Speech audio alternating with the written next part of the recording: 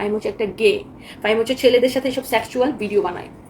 তার থেকেও খারাপ যে জিনিসটা সেটা হচ্ছে, হ্যাঁ, এবং আমি বিদেশে চলে গেলে ফাহিম কি করতো, এই যে দেখেন আমার অফিসে তার রুমে মেয়েদের মানে এসব ছেলেদেরকে নিয়ে এসে এইসব মানে নোংরা কাজ করতো। ফাহিম হচ্ছে একটা গিয়ে ছেলেদের সাথে সে এইসব ভিডিও বানায়। তার থেকেও ডেঞ্জারাস যেটা, তার পেন ড্রাইভে আমরা একটা ফাইল পাই, যে ফাইলের মধ্যে সে আমার নাম দিয়ে লিখে রাখে, টনি নোটস দিয়ে সে একটা ফাইল বানায় রাখে। এবং সে ফাইলটার মধ্যে সে তখন আমার ম্যানেজার ওই ফাইলের মধ্যে ঢুকে দেখে আমার, এবং তখন তো রাসেল আমার হাজব্যান্ড হয় না, বয়ফ্রেন্ড ছিল, আমার আর রাসেলের যত ছবি আছে আমার ফোনে ছিল। কারণ ফাহিম কি আমার আইফোন দিয়ে আমি ছবি তুলি, ভিডিও তুলি, তো ফাহিম আমার আইফোনের পাসওয়ার্ড জানতো। আমার আইফোন থেকে সে ধরেন এইভাবে ছবি বের করে সে অন্য একটা ফোন দিয়ে এরকম এরকম এরকম এরকম করে ছবি তুলে নিছে, মানে আমার আর আমার বয়ফ্রেন্ডের যত ছবি ছিল সব।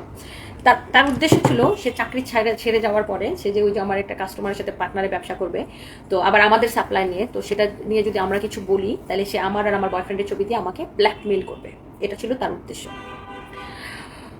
সো তারপরে আমরা ফাহিম যেটা দেখাচ্ছিল ওটা দেখো তো ছেলের সাথে ছবিটা তানভীর। তো তারপরে আমরা ফাহিমকে হচ্ছে ঢাকায় আনি অফিসে। ফাহিম জানে না এত কিছু, আমরা জেনে গেছি। ঢাকায় নিয়েছি, এনে তাকে জিজ্ঞাসাবাদ করা হয়, অনেক কিছু করা হয়। তারপরে যে স্বীকার করে যে সে আমাকে ব্ল্যাকমেল করার উদ্দেশ্যে আমার ছবিগুলো নিছিল। তারপরে তার থেকে আমরা লিখিত মানে সে অনেক হাতে পায়ে ধরে আমার, তাকে আমরা পুলিশে দিতে চাই, পুলিশ কলও দিছিলাম, কিন্তু তারপরে তাকে পুলিশে দেয় নাই, যেহেতু সে অনেক হাতে পায়ে ধরতেছে, এতদিন চাকরি করতে কানাকাটি করছে। সে বলছে যে সে আর জীবনে এই কাজ করবে না এবং সেই সমকামিতা সাইরা দিবে, এই পাক কাজ থেকে সে দূরে যাবে। তাকে আমরা বুঝাইছি যে আল্লাহর পথে ফিরে আসো। তারপরে সে এতটুকু দেখাইলাম, আর বাকি কিছু বললাম না।